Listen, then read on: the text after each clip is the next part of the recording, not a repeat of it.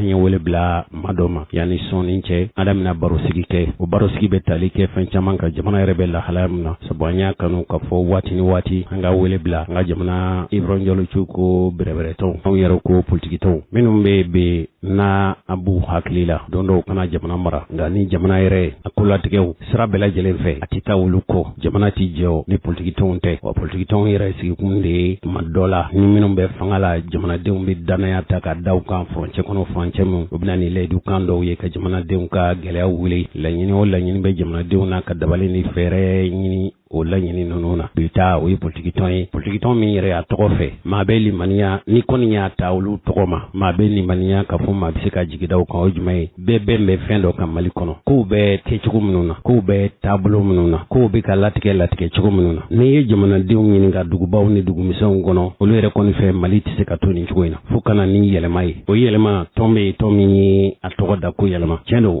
ni ko yɛlɛma i bɛ maa min ye fɔlɔ waati tɛmɛnen ninnu na o tun ye Musa Mara ye Musa Mara a ye denmisɛn don sabu n'i y'a ni a politiki latigɛ bɔɲɔgɔnko tɔw lajɛ caman bɛ politiki kɛnɛ kan bi maa bɛ se k'a fɔ u bɛ se ka Musa Mara sɔrɔ den o n'a ta bɛɛ a jɔyɔrɔ bonyana kosɛbɛ sabu a ye maire kɛ kɔsa fɛ a ye ministeriya kɛ kɔsa fɛ a ye premier ministeriya kɛ kɔsa fɛ a ye députéya kɛ nka a yɛrɛ kelen ma nin ko koyi sabu a bɛ tɔn min na o tɔndenw de jɔlen don a jigiya kɔrɔ wa min fɔra an ye a ye se ka kɛ fili ye komi an balimakɛ b'an bolo kɔrɔ yan n'i ye jateminɛ kɛ o tɔn in na i b'a ye k'a fɔ a jama fanba denmisɛnw don hali ni maakɔrɔbaw b'a la n'i y'a jateminɛ tɔn yɛrɛ ɲɛma kɔrɔ fɛ sabu ale bɔra tɔn in présidentya la an ko tɔn ɲɛmɔgɔ fɔlɔ wala tɔnkuntigi tɔn ɲɛma Musa Mara bɔra la maa min kɛra nɔnabila ye u y'u ka ɲɛmɔgɔya tɔnsigi laban min kɛ o ye dɔgɔtɔrɔ Yusuf Jawara ye o dɔgɔtɔrɔya kɔni a bɛ se ka sɔrɔ sira caman fɛ nka an bɛ dɔgɔtɔrɔya dɔn ni fɛn min o ye k'a fɔ banabaatɔw bɛ furakɛ maa minnu fɛ ni kɔni ko dɔgɔtɔrɔ dɔrɔn anw tukɔnɔmɔgɔw anw cikɛlaw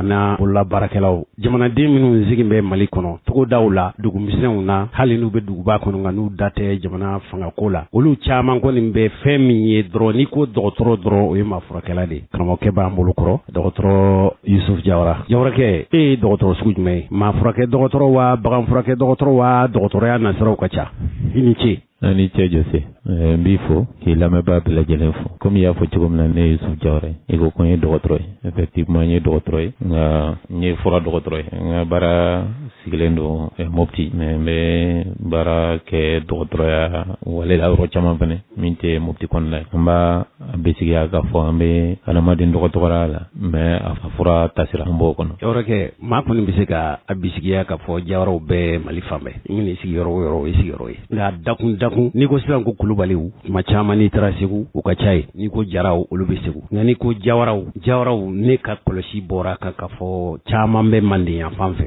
nka fanba o bɛ Kayi mara la wa u ka kabila Jawara kabila n'i y'a jateminɛ a fanba ye Suningew ye e ko k'e bɛ bɔ Mopti Jawaraw ka sigi Mopti sigi fɛn tɛ wa jose hakili la n y'a f'i ɲɛna ko n bɛ baara kɛ Mopti parce que n sigira Mopti nin y'a san 21 mais n ma bɔ Mopti n wolola Bamakɔ n mɔna Bamakɔ mais n fa bɔra Kayi n bɔra précisément Tronkombe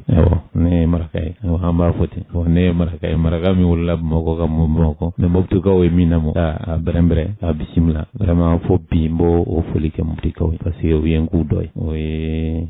fɛn an fɛ farafinna yan foli bɛ kɛ fɛn min na parce que n'i nana k'i ye dunan yɔrɔ la n'aw y'i bisimila k'i k'u dɔ ye i ye fɛn o fɛn kɛ o y'u sen don a la i ye fɛn fɛn ɲini o y'i dɛmɛ a la c'est la o ni foli ka kan donc nin ye kɛnɛ n kan ka Moptikaw fo kɛnɛ min dɔgɔtɔrɔ Yusuf Jawara ni ye jamana in diya de ko fɔ kɛnɛya de ko fɔ kɛrɛnkɛrɛnnenya hali Tarawelakaw ni Jawalakaw ni ɲɔgɔn cɛ sinankunya min ma ɲɔgɔn cɛ a fanga ka bon kosɛbɛ wa a ye Mali diya kosɛbɛ e ko k'e sigi bɛ Mopti an ka dunkibaru kɛnɛ kan sisan ni an ye wuli a kɛnɛ kan yan'an da ka don fɛn wɛrɛw la a mana kɛ cogo o cogo i ye politiki kolatigɛla de tɔn min bɛ yen tɔn min ko k'ale ko yɛlɛma aw y'a dafa mugu jalan na yɛlɛma tɛ fɛn nɔgɔ ye dɛ n'i ko i b'a fɛ ka yɛlɛma kɛ f'i ka ɲinɛ laada dɔw kɔ i ka ɲinɛ i ta dɔw kɔ i k'a lajɛ a bɛ n'a fɔ dɔgɔtɔrɔya ne tɛ i kalan o la ni dɔgɔtɔrɔ b'a fɛ ka banabaatɔ furakɛ sisan an kana taa yɔrɔ jan kelen bɛ joli bɛ maa min na joli juguba b'a la joli in dun tɛ taa koli kɔ hali tuma dɔ la yɛrɛ nɛgɛ de bɛ don farisogo la k'a fara nɛnw bɛ bɔ banakisɛw bi bɔ u tɛ taa dimi kɔ o n'i ko i bɛ banabaatɔ furakɛ ni dɔgɔtɔrɔ ye banabaatɔ ɲɛ lajɛ ka banabaatɔ hinɛ minɛ e ko bana na furakɛ dɛ aw k'o yɛlɛma nin tɔn in kuma min b'aw da fɛn nɔgɔn tɛ dɛ a ye yɛlɛma ye cogo jumɛn Jose an ye yɛlɛma ye cogo di hakilila kuma in ye kuma giriman ye a bɛ taa ni yɛlɛma sigisenw ye parce que jɛkulu n'a b'a sigi kulomaw de b'a la an jɛra an bɛ parti sigi parce que wagati la an ye jamana taabolo ye an bolo taabolo in ti an fɛla ye an fɛla tɛ mais an bɛ jamanadenw fara ɲɔgɔn kan ka taa n'u ye sira dɔ mais o sira fana tɛ se ka kɛ n'i ma kulomabaw k'a la n'i ye silamɛya diinɛ ta hakilila kuloma ye 5 yɛlɛma fana kuloma ye 5 an ko jamana in kɔnɔ n'an bɛ fɛ ka yɛlɛma f'an ka baara kɛ ni tiɲɛ ani jɛlenya ye n'o ma kɛ a ka gɛlɛn an ko denmisɛnw n'i y'a lajɛ 100 o 100 la olu bɛ taa fo 70 ni kɔ a ka kan o denmisɛnw fana jɔyɔrɔ ka bonya jamana responsabilité kɔrɔ an ko fɛn o fɛn n'a kunkolo giriyara n'a sen a bɛ firi an ko fo fanga ka segin dugu ma fanga ka segin an ka togodaw la fanga ka segin basi kɔnɔ an ko an bɛ ko la jama ta o de ka bon ni maa kelen ta ye an k'an jija fɛn o fɛn ye jamana ta ye fɛn fɛn ye sigida ta ye an k'o bila an yɛrɛ kelen-kelennunw ta ɲɛ an ko fɛnɛ min ka kan ni min ye an k'o bila ye an bolo n'an ye ni belebeleba 5 baara kɛ n'u ye an bɛ laɲini min ɲini a ka ca Ala fɛ Ala b'an dɛmɛ parce que an na fanga di a kan ka di yɔrɔ min ka kan n'a ye an na d'o ma an na baara kɛ ni tiɲɛ ani jɛlenya kɔnɔna ye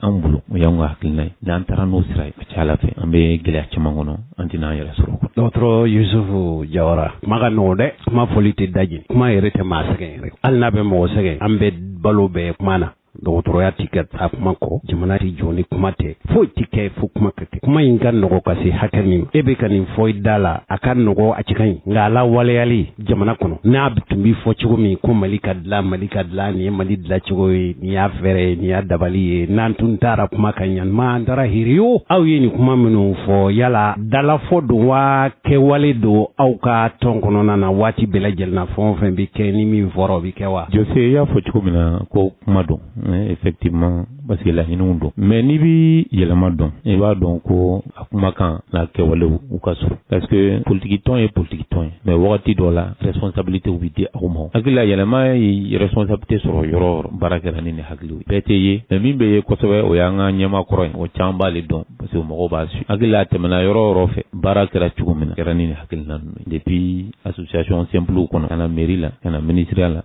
ka na premier ministre la hali député bulon laban kɔnɔ ani fɛn o fɛn ɲɔgɔn sɔrɔ yen n'o ye Sako ni Assane Sidibew ye baara kɛra ni hakiliw ka jamana bila bɛɛ ɲɛ min ka kan ni min an ka baara kɛ n'o ye an ka baara kɛ ni tiɲɛ an ka baara kɛ ni jɛlenya an ka jamanadenw an k'u impliqué jamana décision kɔnɔ je pense que hali député bulon kɔnɔ baara kɛra n'o de kosɛbɛ sigidaw la fan bɛɛ ani an bɛ min sɔrɔ ani bɛɛ ka jɛ ka tila an hakili la an y'o yira yɔrɔ caman minnu bɛ yɛlɛma ɲɛmɔgɔw fana kelen-kelen dɔn n'u b'u kɛrɛfɛ hakili la u b'a dɔn o baara fana bɛ kɛ ni hakilinaw ye a kɛra an ka du kɔnɔlaninw ye a kɛra an ka baaradaninw ye an b'a essayer ka baara kɛ ni hakilina fɛn fɛn fana ka surun ɲɛ an ɲɛmɔgɔw la olu fana bɛ se k'o yɔrɔ seereya. E ye tɔn ɲɛmɔgɔ ye n'o ye yɛlɛma ɲɛmɔgɔ ye i sigilen don Mopti maa tɛ lakana ko fɔ Mopti hali Mopti lamini dugu dɔrɔn hali dugu kɔnɔna kɔsa in na yɔrɔ Mali fan wɛrɛw sen t'a la o tuma dɔ la aw ye politiki tɔnɲɛmɔgɔw ye a se ka kɛ anw journalistes b'a fɔ k'an bɛ jamana lahalayaw kalama nka aw fana b'a lahalayaw kalama ka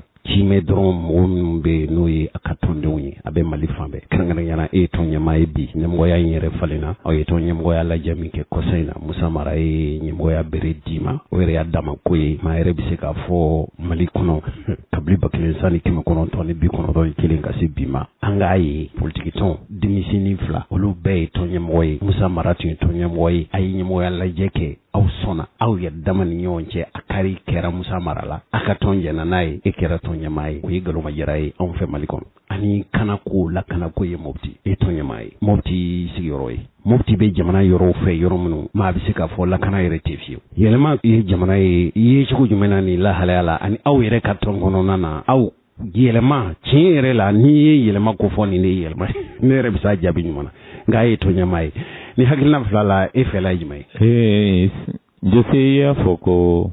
yɛlɛma kɔnɔ an na ni yɛlɛma ye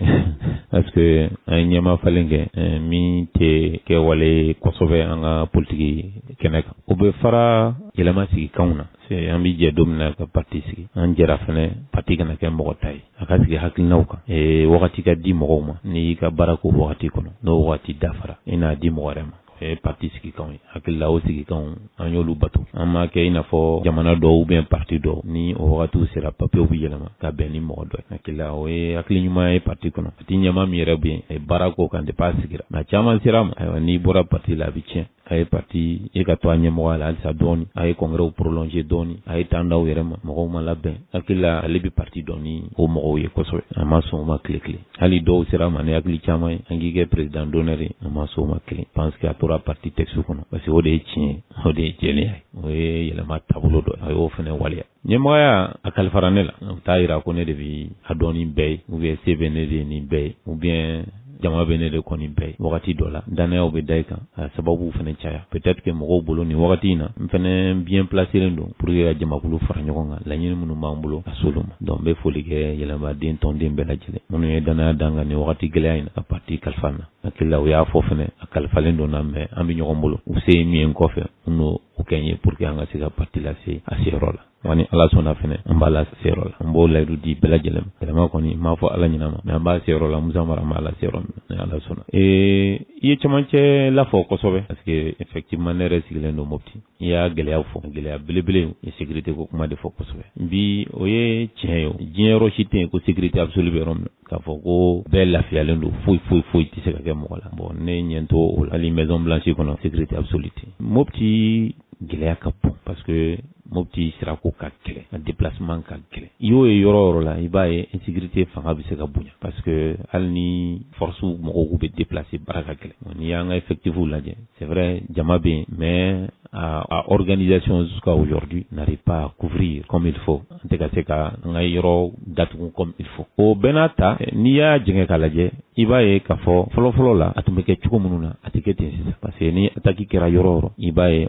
on a la possibilité ka réagir o ye fɛn ye fɔlɔ an tun t'o santi c'est tiɲɛni tun bɛ kɛ souvent tile 2 tile 3 souvent yanni an ka faamaw ka se mais bi an b'a ye n'a kɛra heure 1 heure 2 i b'a ye réaction bɛ kɛ o ye fɛn ye an b'a bisigi k'a fɔ a bɛ ka taa ɲɛ dɔɔni an bɛ jɛ k'o de soutenir tiɲɛli n'an an t'o kɔnɔ ne bolo an ti bɔ an k'an ka jɛ de n'an ye min ɲatɔ ye an ka an fanga di ɲɔgɔn ma ka hakilinaw di ɲɔgɔn ma o de bɛ se ka population hakili sigi parce que ni population ma hakili ma sigi ban u tɛ fara an ka sɔrɔsiw kan a insécurité kɛlɛ o fana ye gɛlɛyaba ye an ka zone na parce que population bɛɛ sirannen don n'i kumana a kɔlɔlɔ laban y'i ta ye bon n'a b'o kɔnɔ f'an ka jɛ de k'an tɛgɛ di ɲɔgɔn ma pour que kana n'o confiance ye d'abord population ni force de l'ordre ni ɲɔgɔn cɛ mun na u fana bɛ se k'u dɛmɛ renseignement na u bɛ se k'u dɛmɛ information caman na pour que dɔɔni an ka se ka insécurité min b'an da la an ka a pousser yɛlɛma y'a ka disponibilité yira bɛɛ lajɛlen na anw marifa t'an bolo mais an bɛ se min na o ye n'an ye min ye n'an m'a faamu an k'o fɔ wa an b'o fɔ an hakilinaw ka a partager ani faamaw ni ɲɔgɔn cɛ ka partager ani population ni ɲɔgɔn cɛ anw bolo an bɛ bɔ cogo minnu na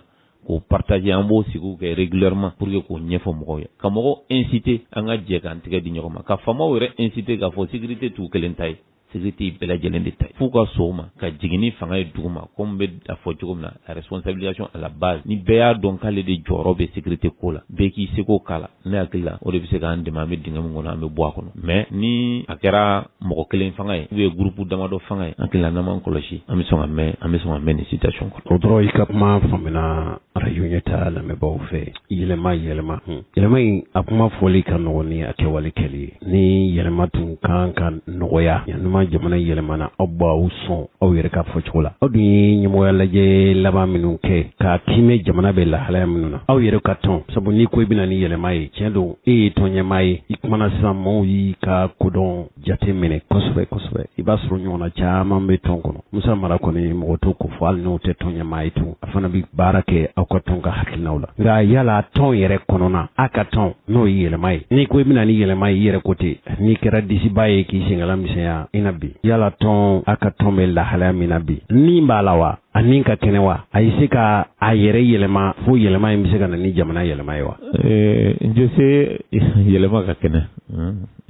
kɛnɛ parce que o misali fɔlɔ ye min ye i b'a dɔn parti ba caman bɛ yen n'a ɲɛmaw taara ni min kɔlɔsi a bɛ na ni gɛlɛya caman ye maa si ma dɔn ko yɛlɛma kɔnɔ ko o ɲɛma taara parce que mɔgɔw labɛnna ka makɔnɔli kɛ o ye fɛn an kan ka min fɔ mɔgɔ ye o tɛ maa kelen o tɛ maa fila ye o tɛ maa saba ye maa caman labɛnnen don bi ka yɛlɛma ɲɛmaya ta ka baara kɛ n'a ye ka taa n'a ye sanfɛ yɛlɛma ye parti ye an bolo parti min bɛ jate bi Mali kɔnɔ parce que n'i ye parti ta bi ma information labanw m'olu ta mais fɛn fɛn ye parti 200 ni 30 ye madala ni bɛrɛ b'an jɔ la komi don o don a bɛ créer an tɛ se ka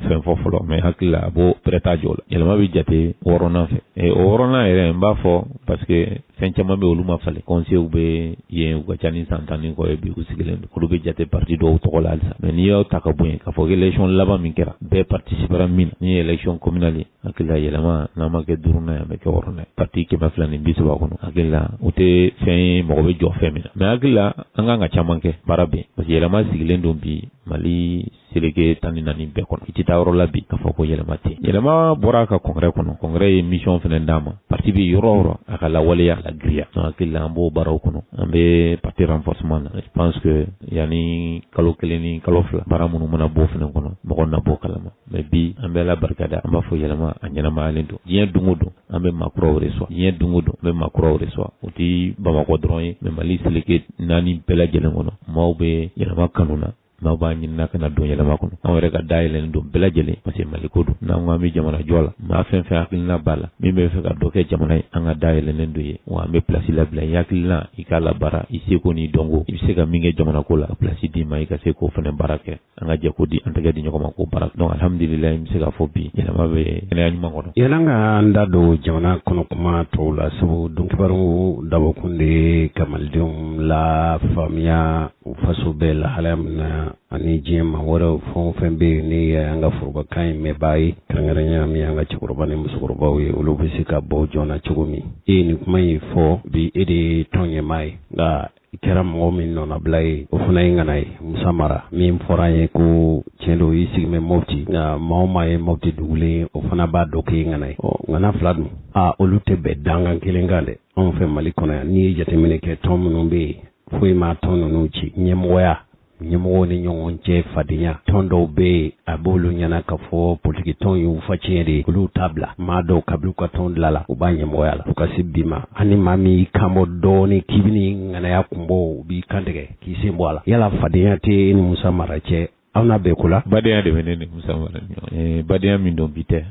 et puis an tɛgɛ di ɲɔgɔn ma baara in kɔnɔ an y'a kɛ ni tiɲɛ ni jɛlenya fɛn fɛn t'i bɛn an ni ɲɔgɔn cɛ an bɛ deli ko fɔ fɛn fɛn t'i bɛn parti kɔnɔ an b'o fɔ a bɛ kɛ ni bonya ani karama ye ni fadenya bɛ ni mɔgɔ cɛ i t'a dɛmɛ k'a labɛn ka na parti taw mais depuis bi tɛ a se ko a y'o de kɛ pour que n yɛrɛ ka se ka depuis a man di n ye fo kana n yɛrɛ rassurer pour dire que ale bolo n jɔyɔrɔ de ye nin ye bi n b'o fɔ n ka kuma caman na mɔgɔ si tɛ se ka tubabu succès fɔ k'i ma succession fɔ o bɛ ɲɔgɔn kɔnɔ i tɛ se k'i ka baara kɛ ka parti lase yɔrɔ dɔ la bɛɛ k'a fɔ k'a ɲana i kɔfɛ a ka cun se k'e ka baara ma ɲɛ hakili la a y'o baara kɛ mɔgɔw labɛn pour que a kɔfɛ tiɲɛli kana an bɛɛ y'an tɛgɛ di ɲɔgɔn ma o la bi an bɛ hakili falenfalenw kɛ a bɛ fɛn o fɛn kɛ a b'a compte rendu kɛ anw yɛrɛ parti tɔgɔ la an b'a bila mission a b'u kɛ u na compte rendu kɛ an bɛ lajɛw kɛ an bɛ hakili falenfalenw kɛ pour que parti tɔ ka renforcer ka taga parce que hakilina ka bon ni nin bɛɛ lajɛlen b'a la donc bi se ka fɔ alhamdulilayi ne ni Musa cɛ badenya don badenya tɛ Ala ka sini kɛnɛya d'an ma sisan an da bɛna don jamana bɛ lahalaya min kabila Ibrahim Boubacar Keita a tora fanga na aw ka tɔn yɛlɛma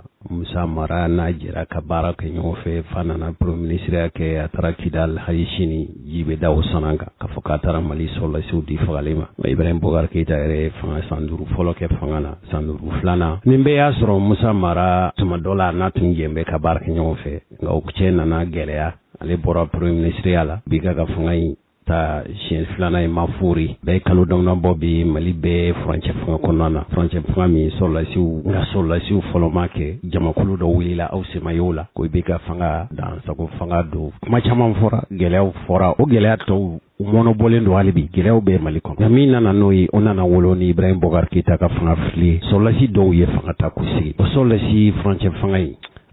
maa yɛrɛ t'a dɔn aw bɛ ne kɔni t'a dɔn aw bɛ fan min fɛ aw bɛ mamurutiliw fɛ wa aw bɛ sɔrɔlasiw fɛ wa nin furancɛ fanga in yɛrɛ a ka hakilinata dun ye jumɛn ye yɛlɛma kɔnɔ. je sais an bɛ Mali de fɛ i ye caman fɔ je pense que o kumaw bɛ na ani Ibrahim Boubacar ka jɛ ani an ka fara hakili la maliyɛnw bɛɛ kan ka bɔ kalama i b'a ko an bɛ furancɛ fanga la furancɛ fanga a nana cogo di an bɛ se k'a fɔ o ye jamanadenw ka muruti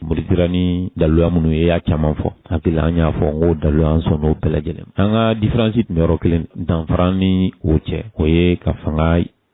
karaba yɛlɛma an ko anw ye républicains ye démocrates ye an ti do la o kɔni an y'o jɛya bɛɛ lajɛlen a ma faamu a kɛra a kɔlɔlɔ tɛ bɛɛ bolo Jose n y'o de fɔ i tɛ se k'a fɔ k'i ye républicain k'i bɛ coup d'état applaudi o kɔni tɛ anw fɛla ye an bɛ segin a kan tuguni an kɛlɛla a kan mais an tilala opposition ye an bɛ to kɔnɔ an bolo an kan ka fɛɛrɛ de tigɛ hali jamana ɲɛmaa n'a man ɲi a bɛ se ka falen cogo min na o k'a dɔn an ka fɛngɛw kɔnɔ hakilila baaraw kan ka ko de kan ko chaque fois n'a ɲagamina mɔgɔ mana wuli sɔrɔsi dɔw bɛ wuli ka coup d'état kɛ depuis mɔgɔw bɛ kuma in munumunu parachèvement don an nana dafa sisan bɛɛ b'a la ko coup d'état kɛra bon o ye bɛɛ n'i ka lecture en tout cas an y'a fɔ depuis a kɛra don min na ko coup d'état dɔgɔtɔrɔ anw ma kalannen ninnu a ka hakilina ni anw ka hakilina tɛ kelen ye ala bɛ fɔ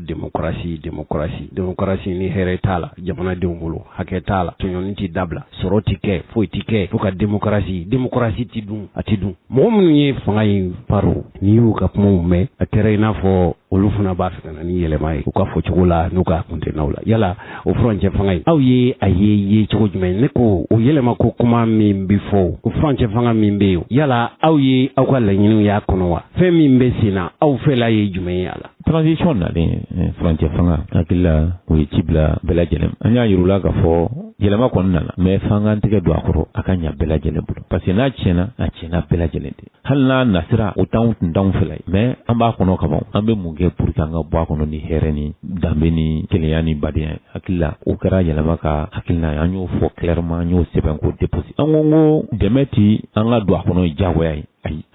an ka mɔgɔ t'a la mais an hakilila an bɛ se k'a dɛmɛ cogo ni hakilinaw ye an bɛ se k'o kɛ mais ni mɔgɔ y'a ka waleya kɛ ale de bɛ dayɛlɛ ye o i b'a dɛmɛ cogo min na anw y'an ka disponibilité yira an ma wele foyi la n'an m'an hakilina di an y'o fɔ an mago t'a place la ayi mais hakilina kɔni jamana jɔ la an se ye min an b'o kala hali sini n'an ma sɔn min ma an b'o critiquer wa n'an ka wuli ka jɔ ka min kɛlɛ an na wuli ka jɔ k'o kɛlɛ mais n bolo o bɛɛ lajɛlen de parce que Mali de ka bon ni bɛɛ fɛn fɛn bɛ se ka Mali cun an tɛ se k'an sigi k'an tɛgɛ da an sen kan k'o to yen an bɛ wuli an seko ye min y'a la an b'o de kala hali tuma min na maaw bɛ kɛnɛma hakilila o tuma an tun bɛ assemblée kɔnɔ bɛɛ y'an mankan mɛn jamana gɛlɛyaw kan an y'a kɛlɛ an seko n'an dama ye hakilila kɛlɛ sugu ka ca peut-être dɔw bɛ se ka bɔ don o don ka taa kɛnɛma o y'ale ka kɛlɛ sugu ye anw yɛrɛ bɛ se k'o kɛ o mais hakilila kɛlɛ dan t'i ye an seko ye fɛn fɛn hakili kɛlɛ an k'o fana bila terrain je pense que o ka bon ni kɛlɛ fana caman donc an y'an seko n'an dama yira an y'o kɛ o yɔrɔ la terrain kan yɔrɔ o yɔrɔ n'an kan ka kuma a kɛra radio a kɛra kɛnɛmalaw ye a kɛra conférence a kɛra débat ye a ka mɔgɔw wele k'u hakiliw dayɛlɛ an b'o caman kɛ pour que mɔgɔw ka jamana gɛlɛya dɔn mɔgɔw ka dɔn jamana bɛ taa sira min kan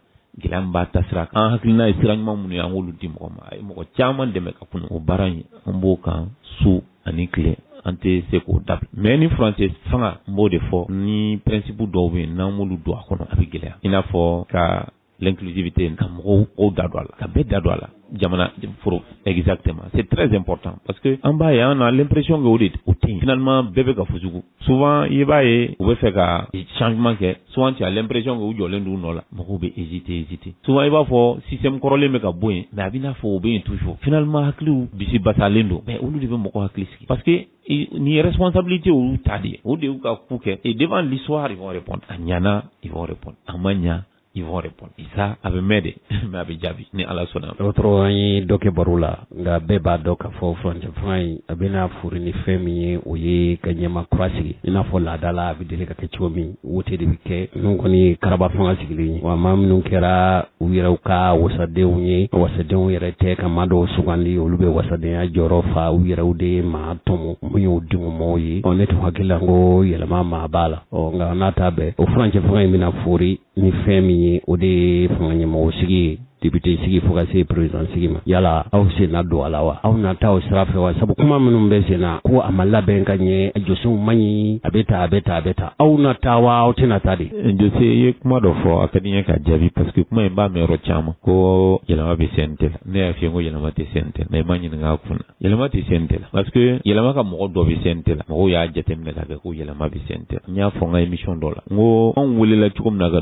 don CNT la an y'a fɔ o tɛ mɔgɔ wele wele togo on ye parti responsabilité ni ban wele cogo bana nan bi jabi cogo ba mais ni man wolo fe on bolo o ta tasira an yan sembola an kila ye communiquer ka ko fo be mais yelema ya fo ka réunion kono ko ni mogore duna la du question ina na tabali yelema tonde ndo question nana ni question da tabali be yakina fale nun kono ayira la ka fo c'est vrai an bi parti kelen kono mais mogo be fen chama woro la minti parti yo u be corporation chama na u se ka tu yere soro nin kono o cadre kono no keranga décision e jume ango o ti yelema ka sira yelema ti se ka mogo nyangi wala o fora parti kono atega mogo bali atega mogo nyangi parce que autant ngasira imagine na soro ebi yelema e ke tara presse ka compte kono isona kata yala ngange genga bonga parti la ai parce que anga vie dans l'inter politique ma ko fo mogo ko famia ko vivre be mogo la minti politique donc no sira kono ni yere sora kono e ga mouvement ou aka fetcher ou sona e ga doa kono utola on tise ki kelo kam ni go be malien kelo kam be gembi parce que bébé fin au moins fin fla ou sabal donc je pense que anyo fo ko jeya o parti ka décision parti kon boni mogo taro la parti ma blakata est ce que anga ngo kele ni bolo ni nyemo fene faut être responsable anyo le fo militant yi hal ni militant dusu chama muyan wole ko jedi amba on assume parce que anya décision tara nyema bi jo nyema jawrol et je pense que question vraiment nyo de fo be ango pas tourner en avance min tara amata yelama to la hal ni yelama tonde abaka barala vraiment ati yelama to la baral fui nyento bashi law na kuma ma fo ton kono se ka fo abina ni bashi hal ni filido mais ni ton a décidé kama décision de agelera tuko il va assumer non je pense qu'on va assumer on va continuer angante fakati ko kuma ko antu nyanyo fo bela jele avançons. C'est ça le plus important même. Iga niningali ya fo de façon précise yala amina cheboko. Yelema bora congrès la nga congrès sabana ne rekla nyemo e congrès min. Congrès ko yelema ka participer élection bela abe akara collectivité yo, akara région yo, akara commune cercle yo, région yo, akara présidentielle yo. Ko yelema ka députation ko yelema ka participer abe. Amba foluma les résolutions du congrès. O la waliye lié en ma wajibiti na nyema. Wa yelema be participer élection bela ni ala sona présidentielle yo. Maire sigo député sigo cercle une région parce que olu fana be collectivité au fait olu fana nganga élection paix élection participer élection paix ni ala son wati sira Musa Mara ay fi bo asengoro ni mo ya di ema madola abisiga labla chikomi yala abina ke cheboyewa ani ere ka malamandu e jumai lamebo ibado ka fo donkibaru nyeta anguni ka lasili donkibaru adabora chekorobani musawraw di kama malikono ani malikoka du mense woni dugu bawo luka tilinga ala mekoso dimsin tege koraka je makoroba ko kwana makoroba dege noni Musa Mara afwa sira jamana kuntigi nyini abini kambowa ne awodo yala idunga kumala ya jume ndisi ngo yelema bita election bela ne ala sunna akila fembe na watidu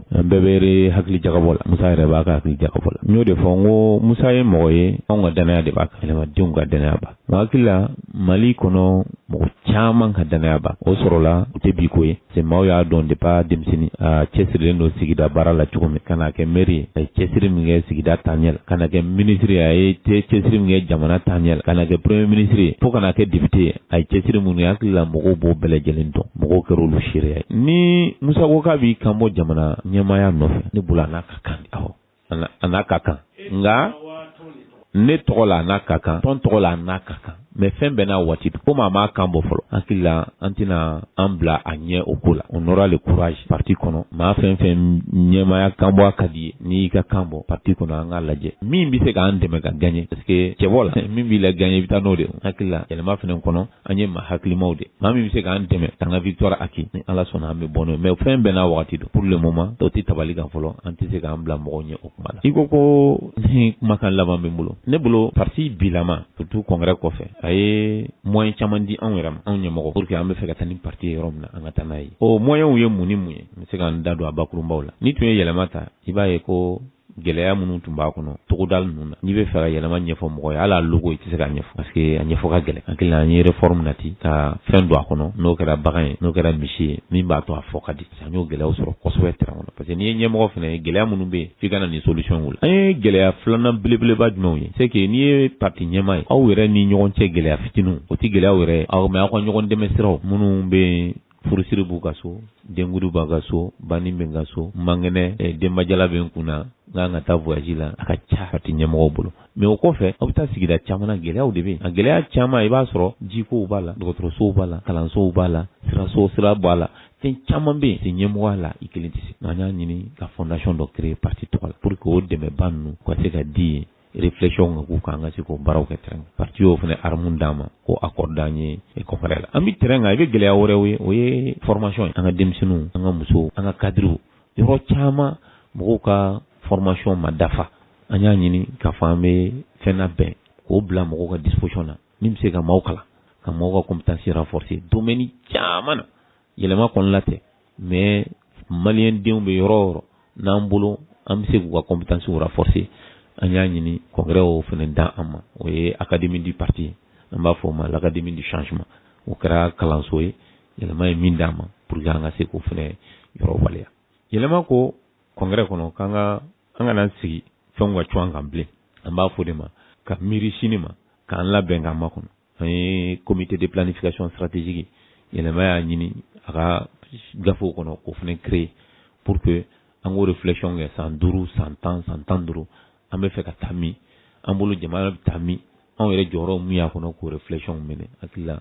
o jɔyɔrɔ fana confielen don an ka président min tilala sisan n'o ye Musa Mara ale yɛrɛ o jɔyɔrɔ confielen don ale la donc nin bɛɛ ye fɛnw ye armu minnu dira an ma pour que an ka se ka parti renforcer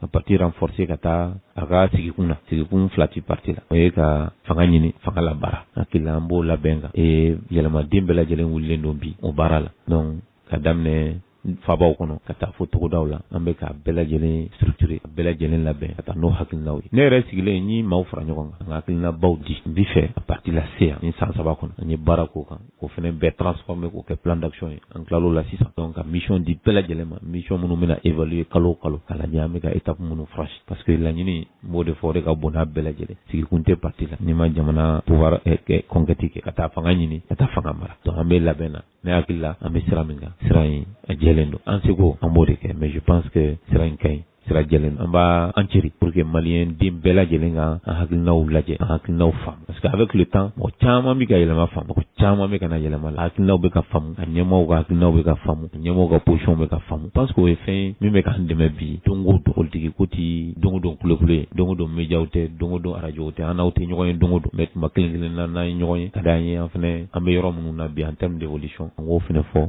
mɔgɔw k'o faamuya k'a yira k'a fɔ an dayɛlɛnnen don an bɛ ka fɛn caman labɛn min b'a to i b'i to i ka togoda la ka yɛlɛma ɲɛmɔgɔw contacter yɔrɔ o yɔrɔ n'u bɛ i mago bɛ kunnafoni na ka se k'o sɔrɔ i bɛ fɛ ka baara kɛ cogo min na o ka se ka f'i ɲɛna i bɛ min kɛ an ka bɔ kalama an b'olu baara la f'o ma ko plateforme informatique an bɛ k'o créer pour que i k'i kɛ téléphone kɔnɔ dɔrɔn i ni yɛlɛma ɲɛmɔgɔw ka to en contact yɔrɔ o yɔrɔ ne bɛ fɛ ka taa Andarabukan n k'a dɔn bi ne ka ɲɛmaa ye yan karisa de don a tɔgɔ ye nin ye a bɛ sɔrɔ a nin wagati in na an b'olu baara la je pense que an bɛ min ɲinina o ye ka yɛlɛma lase yɔrɔ la ne bolo a tun ma se yɔrɔ min na a ka tɛmɛ parti simple kan a ka kɛ institution ye an b'o de baara la je pense que ni ala sɔnna a ma a bɛɛ lajɛlen ka dɛmɛ kɔnɔ ani maliyɛnw ka dɛmɛ kɔnɔ hakili la an bɛ se inchallah Otoro Yusufu Jawara ne ko Tarawele Bano ma i Jawara ne kɔni b'a fɛ ka min fɔ dɔrɔn yɛlɛma kɔni kuma a da la kuma aw wasara kosɛbɛ a tɔ tora kɛwale ala ko nɔgɔya ye yala baro sigi na ne tun kan ka ɲininkali dɔ kɛ n y'a fɔ i ka kuma laban ye min ko ne dɔ fɔ la yala ne tun kan ka ɲininkali dɔ kɛ e la min n'i y'a jaabi di a bɛ faamuya di mɔgɔw ma ni ne da ma sɔn ma yala o ɲininkali tɔ bɛ yen wa dese o ɲininkaliw ka ca o mais an bɛ to émission hukumiya kɔnɔ parce que sujets ka ca bi an da maga kɔriko la o ye Mali kɔnɔ bi o ye gɛlɛyaba dɔ ye an m'an da maga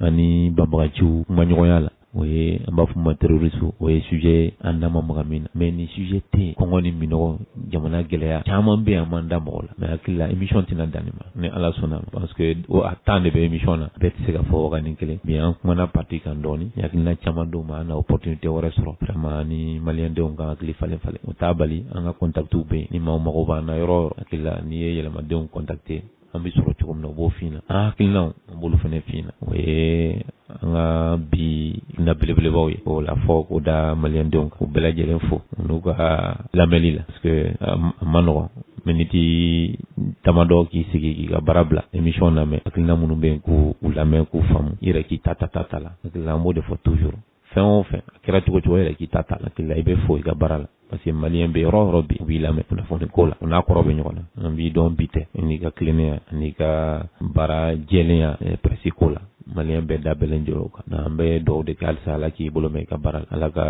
an ka kumaw don kulo kunnandiw la an yɛrɛ an bɛ à la disposition de tout le monde maa o maa bɛ fɛ k'an dɛmɛ ni hakilina ye an fana denmisɛnninw ye halisa an pɛrɛlen don conseil la lasɔrɔ siraw bɛ yen hakili la parti siège bɛ yen région caman na parti siège bɛ yen parti cités bɛ yen parti coordonnées bɛ yen je pense que olu bɛɛ ye contact ye nin tun ye an ka bi dunkibaru barosigi ye ni Ala sɔnna